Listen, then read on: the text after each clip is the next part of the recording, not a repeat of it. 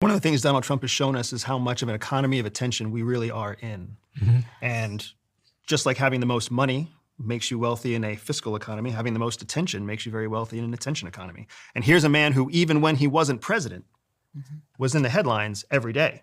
So I think that the unpredictability of what he's going to do moving forward doesn't bring us closer to peace. It doesn't bring us closer to proper communications. You mentioned, are we one miscommunication away?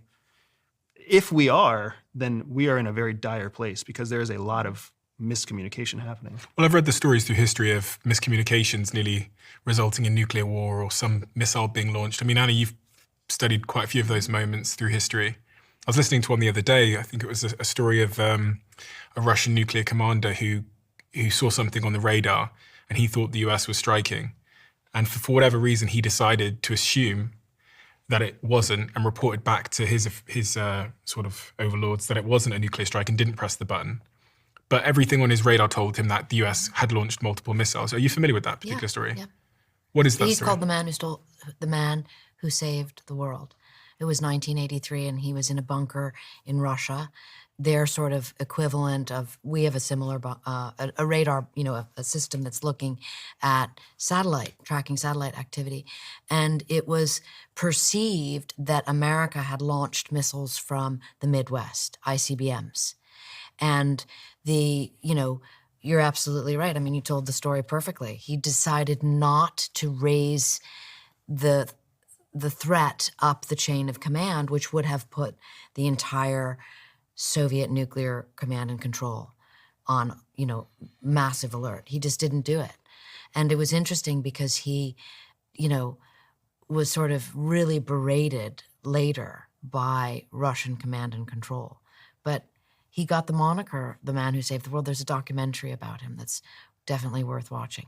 And your point is what Secretary General of the United Nations, Antonio Guterres, said recently, which is we are one misunderstanding, one miscalculation away from nuclear annihilation.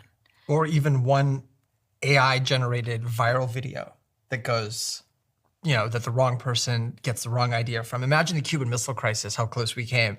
And imagine if you had generative AI content that made it look like the Soviets had deployed or fired a missile or anything to that effect. We saw during this Iran-Israel conflict, I mean, how many videos on X I saw that showed devastation in Tel Aviv or devastation in downtown Tehran. I mean, they were obviously fabricated and AI generated, but the extent to which these things were recirculated and spread, and then I saw sources who I would normally trust sort of amplified these, not knowing until someone else pointed out, wait a minute, that's, from a video game or that's generative AI.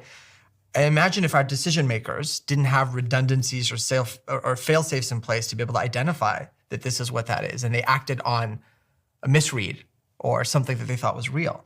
That's what concerns me. Are our intelligence forces more sophisticated than that? Presumably they're not on Twitter or something looking at videos. Well, they are. They are. They are there as well. Yeah.